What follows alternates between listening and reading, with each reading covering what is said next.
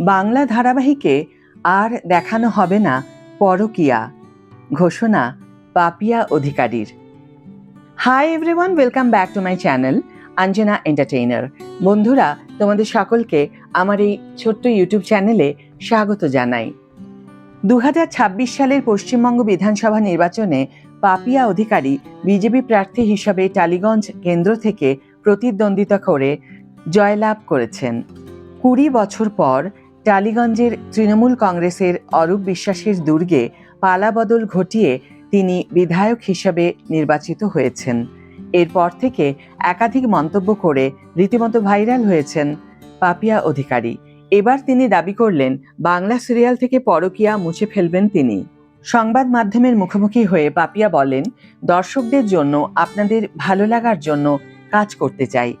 আপনারা এর আগে খুব বিরক্ত হয়েছেন, বারবার করে বলেছেন এসব পরকীয়া আমরা আর দেখতে চাই না, কারণ এতে সংসারের ভারসাম্য নষ্ট হয়। এটা আপনারাই বলেছিলেন। যারা এসব বানায় আমি তাদের জিজ্ঞাসা করেছিলাম, কেন এগুলো লেখো তোমরা? জবাব আসতো, দর্শকরা এটা খাবে। খাওয়ানোটা বড় কথা নয়, সে তো একটা বাচ্চাকেও জোর করে খাওয়ানো যায়, কিন্তু বাচ্চাকে যদি আমরা সুষম খাবার না দেই তাহলে অপুষ্টি হয়। তেমনি ঠিকঠাক সুষম বিনোদন যেখানে আছে সেই সমস্ত কন্টেন্ট আমরা বানাবো।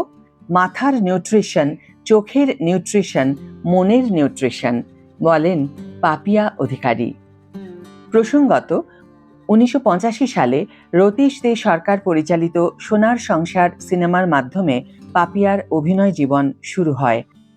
তার অভিনীত জনপ্রিয় সিনেমাগুলির মধ্যে রয়েছে মাদার ইন্ডিয়া, আমার মায়ের শপথ 2003 সালে রিলিজ করেছিল এবং শঙ্কা 1993 সালে রিলিজ করেছিল।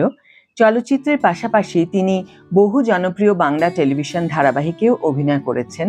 তবে দীর্ঘ সময় তিনি ছিলেন অভিনয় জগৎ থেকে দূরে। পশ্চিমবাংলায় সরকার বদলের পর টলিপাড়াতেও এখন পালা বদলের সময় এসেছে। ইতিমধ্যেই নতুন সরকারের তরফে মুখ্যমন্ত্রী শুভেন্দু অধিকারী বিজেপির 4 বিধায়ক পাপিয়া অধিকারী, রুদ্রনীল ঘোষ, রূপা গঙ্গোপাধ্যায় এবং হিরণ চট্টোপাধ্যায়ের উপর দায়িত্ব দিয়েছেন বিভিন্ন পক্ষের সঙ্গে আলোচনার মাধ্যমে টলিউডের সব অরাজকতা বন্ধ করার।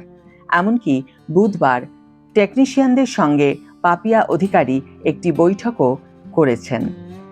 এখন দেখার তাতে কি সিদ্ধান্ত নেওয়া হলো। আজকের ভিডিও এখানেই শেষ করছি বন্ধুরা। ভিডিওটি যদি ভালো লেগে থাকে তাহলে অবশ্যই একটি ছোট্ট করে লাইক দিও, শেয়ার করো বন্ধুদের সাথে, কমেন্ট করে জানিও তোমাদের মতামত। যারা এখনো আমার চ্যানেলটিকে সাবস্ক্রাইব করোনি তারা অবশ্যই চ্যানেলটিকে সাবস্ক্রাইব করে আমার পাশে থেকো, আর যারা অলরেডি সাবস্ক্রাইব করে দিয়েছো তাদের জন্য আমার অনেক ভালোবাসা এবং অনেক ধন্যবাদ। আজ তাহলে বিদায় বন্ধু, দেখা হবে পরের ভিডিওতে।